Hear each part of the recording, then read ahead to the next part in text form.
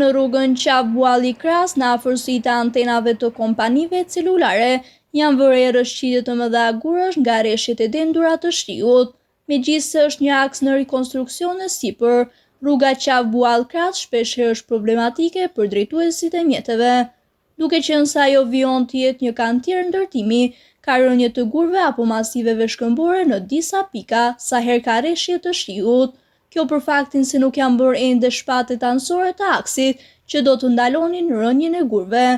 Drejtuesit e mjeteve vlerësojnë zbatimin e këtij projekti, i cili zgjidh një problematikë të hershme të krahinës së Martaneshit, ndërkohë që kërkojnë paralelisht të bëhet kujdes me rënjen e gurëve dhe pastrimin e tyre nga mirëmbajtësit e rrugës, pasi firma zbatuese e punimeve nuk po e kryen si duhet këtë problematikë që krijohet kur ka rreshje të shiut apo të borës. Ata sugjerojnë që të paktën një automjet duhet të qarkullojë çdo ditë për pastrimin e rrugës nga gurët e rënë nga shpatet. Nëse kjo nuk ndodh, drejtuesit e mjeteve thonë se situata bëhet e rrezikshme, sidomos kur transportohen të sëmurë. Shumë problem është tash. Rrugët janë shumë problem. Janë bo skandal fare, duhet me vu dorë, se me trajë smollik i gjan shumë problem. Ngellë robim rrugë. Ta gurët që binë, ta duhen marrë masa mi heq.